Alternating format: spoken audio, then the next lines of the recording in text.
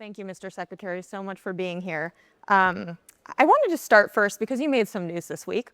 And I wanted to know if you could confirm that the administration is considering removing federal protections for at least 6 national monuments, and if you can give us a sense of the timeline when that might happen. Well, first of all, I want to say gratitude to you and everybody at Semafor for putting together this incredible conference, and honored to be here. I think the thing that I'd want to do on this topic is reassure the public, because people are confused about the commitment that we have to preserving and protecting America's best places. But we should also take a look at the fact that we do want to follow the law. When we take a look at how national monuments have been created in America's history, the majority of them have been created in the last weeks of a president's term, whether it's their end of the term that they're in office or end of second term. The original enacting legislation for creating a monument was created in 1907. That was Theodore Roosevelt, who had the wisdom to put away hundreds of millions of acres of public land.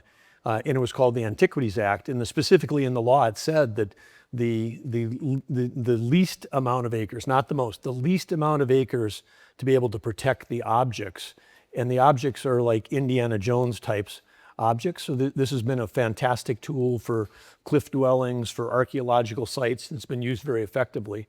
But about 25 years ago, then there was an idea that somehow this could be a precursor to creating a wilderness area or creating a national park. And you just needed a stroke of a pen of the president to say these vast swaths of land are, become a monument. And as we've seen and hear from the states, the locals, the tribes, and others, often there isn't the consultation that goes in as this rush before they leave office to, leave a legacy or protect land. And I think when we're taking a look, we have an executive order from President Trump to review these to say, are they the appropriate size relative to what the initial enacting legislation is? But in making that effort, we're doing that with consultation of tribes and locals and and the states and all the people that are able to do that, because we're, in our country, we don't have a shortage of federal land to take care of. I mean, we've got in interior alone, there's 500 million acres of surface, 700 million acres of subsurface, 2.5 billion acres of offshore. And in some of the states where these monuments have been created, they already have, in the case like a Wyoming, it's plus 40%, Utah plus 60%, Nevada plus 80%, Alaska similarly. We have western states that are being choked because they have so much public land and there's so much overreach by the federal government and overlap between federal agencies and state agencies that we're creating a suboptimal protection and suboptimal use of those public lands. And so are you expecting that, timeline to come up quickly? How soon are you expecting to make some decisions on that? I will go through a thorough review and whatever that timeline lays out, but this is not it's not a top priority of the administration in terms of all the things we've got to face. I mean, we're facing a number of challenges both domestically and globally in terms of peace abroad, prosperity at home, and the centerpiece of all of that is energy and energy policy, and that's been the primary focus. But people that are concerned and care about public land should know that we care deeply about them as well, and we look forward to everyone's input on those discussions. And your department also announced earlier this week its plans to significantly fast-track approvals for oil, gas, and mining products. What makes you think you have the legal authority to do this? Are you confident if you face a legal challenge here? Well, we're very confident. In addition to those you mentioned, it also includes geothermal, it includes hydro, it includes all forms of energy that would constitute baseload power. It does not constitute fast tracking more projects that would be that would produce intermittent power, because the incentives and the tax incentives to create more intermittent power have created a whole industry around harvesting tax credits, which have created a dangerous situation for our national power grid at a time when we need more electricity than we've ever needed in our history. We need more of it immediately. We need more electricity to win the AI arms race against China. And so part of the legal authorities are based on President Trump declared a national energy emergency, and and certainly that's warranted given the situation that we're in right now relative to our grid being at risk. We had this winter, we had times where over 200 million Americans were in an area of high risk grid failure across our country.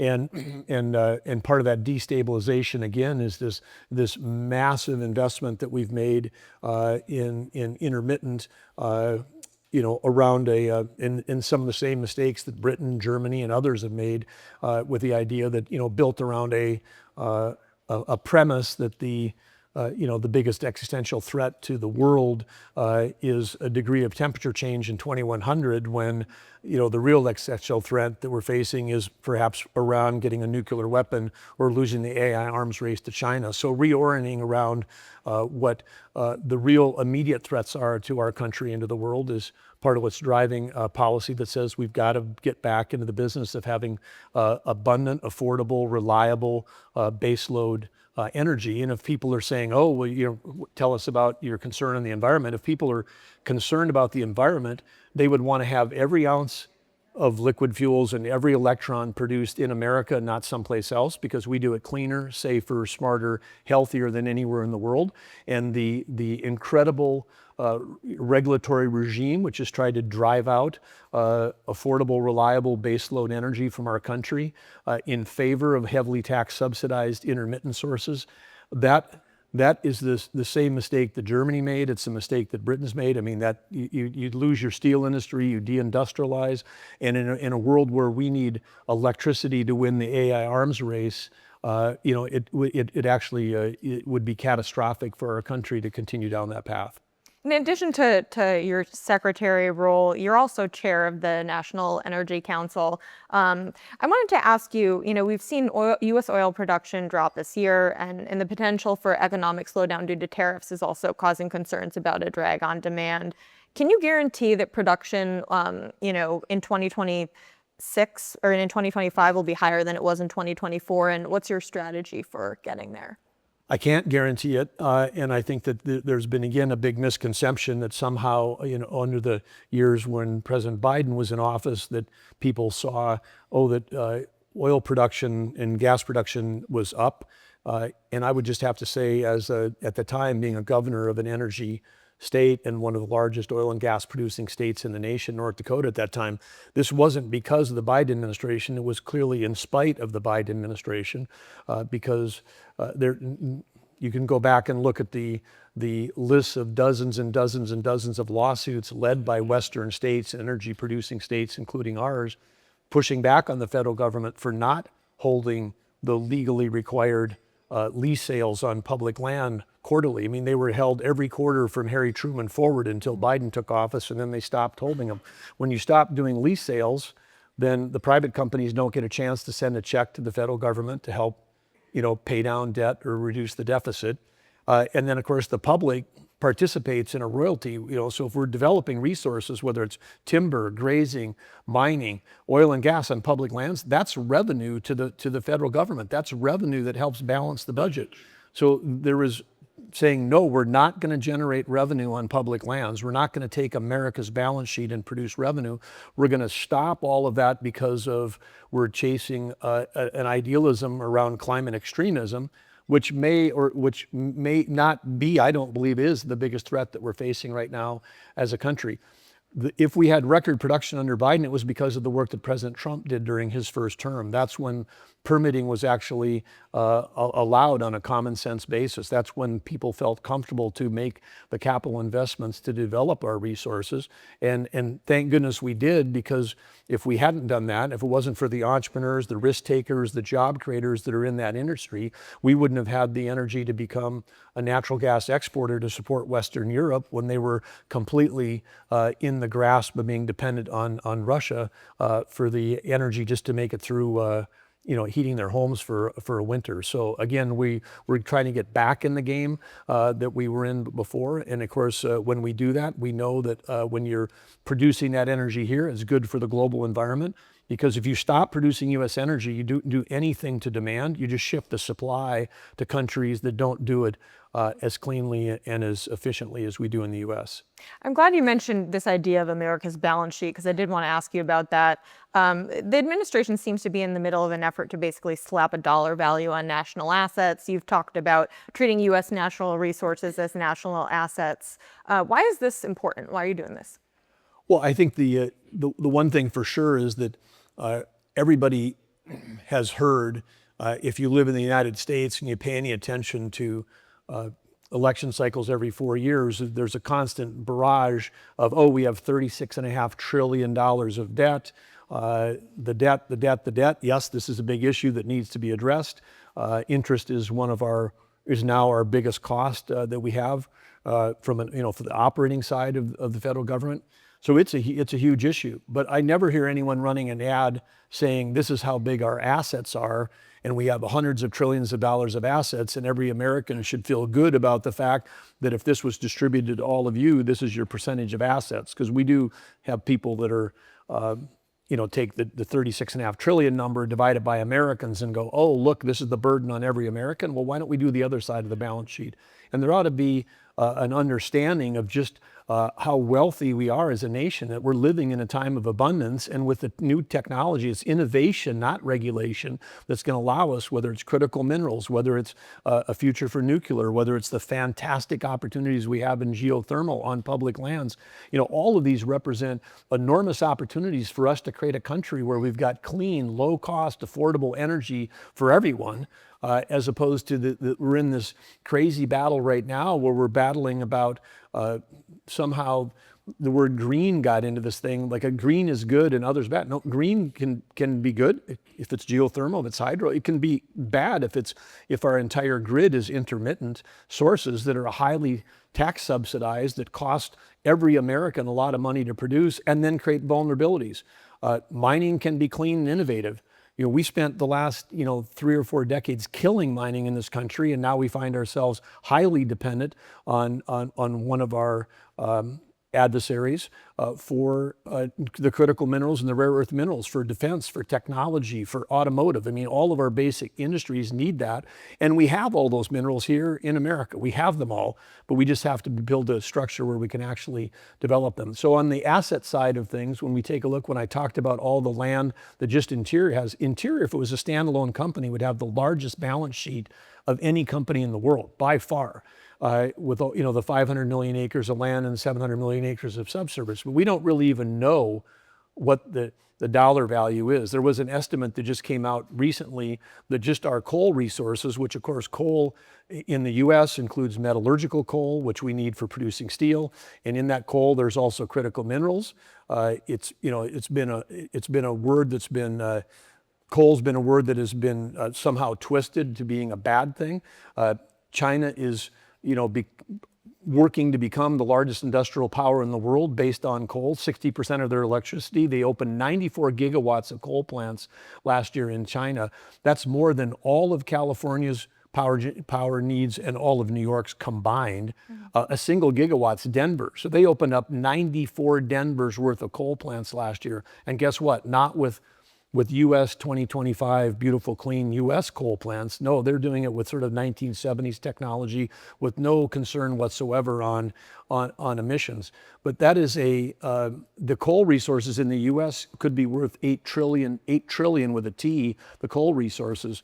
We're getting back in the game at the US Geologic Survey, which is part of Interior, as we say, to map, baby, map, because we've got undersea critical mineral assets, we've got undersea oil and gas, and there's just in the Gulf of America, there was just a report that came out that in one little survey area, we may now have 23% more oil and gas than we thought.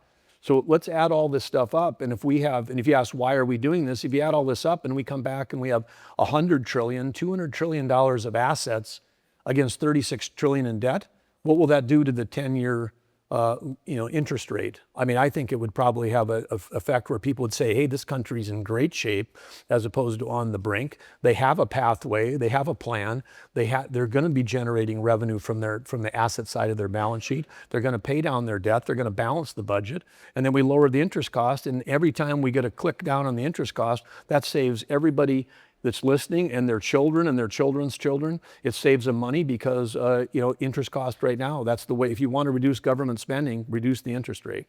I want to squeeze in one last question. The president's tone on renewable energy has been pretty hostile. And one of your first moves was to kill an offshore project in New York called Empire Wind. There are a lot of people here that are thinking about investing hundreds of millions in dollars in wind, solar, offshore wind projects. Should these people be taking their investments elsewhere to other countries, or can you reassure them of the permits and promises of the U.S. government on the books?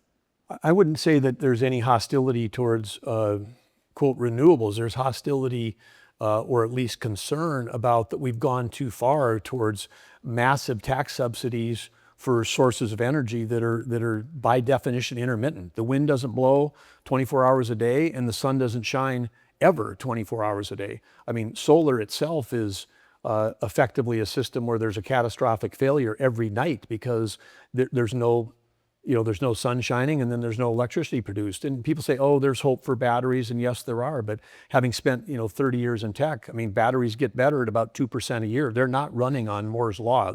There's not some magical solution that's appeared yet where we could have cheap and affordable load shifting by using batteries in conjunction with intermittent. I mean, maybe there's some incremental solutions, but not at the scale we need, and not at the scale we need when we've got more demand for electricity than ever before than we do right now.